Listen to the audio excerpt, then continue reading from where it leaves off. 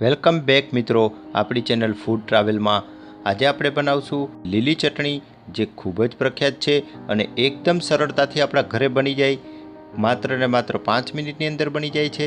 તો આપણે તેને જોઈ લઈએ કઈ રીતે સરળતાથી બનાવી શકાય। અમારી રેસીપી સારી લાગે તો શેર કરજો, લાઈક કરજો અને સબસ્ક્રાઈબ બટનને પ્રેસ કરજો, જે બિલકુલ ફ્રી છે। લીલી ચટણી બનાવવા માટે સૌપ્રથમ આપણે લઈ લેશું લીલા મરચાં, પછી એક લીંબુ લઈ લેશું, ત્યાર પછી આપણે ફ્રેશ ધાણાભાજી લઈ લઈશું, ફ્રેશ કોથમીર લઈ લઈશું, ત્યાર પછી આપણે સિંગદાણાના દાણા લઈ લઈશું થોડા, ત્યાર પછી આપણે થોડા દાળિયા લઈ લઈશું અને પછી 10 થી 15 કળી લસણની લઈ લઈશું અને ત્યાર પછી આપણે ધાણાભાજીને થોડી સરસ રીતે કાપી અને એક આપણે મિક્સર ગ્રાઇન્ડરના બાઉલની અંદર લઈ લઈશું।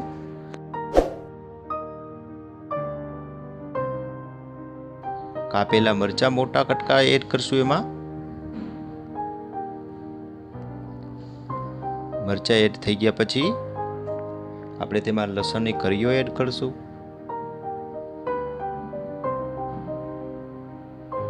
ત્યાર પછી આપણે સિંગદાણા છે થોડા એને એડ કરશું, ત્યાર પછી આપણે 2 ટેબલ સ્પૂન જેટલા દાળિયા એડ કરશું, ત્યાર પછી આપણે એક લીંબુનો રસ છે એને નીચોવીને કાઢીને એડ કરી દેશું,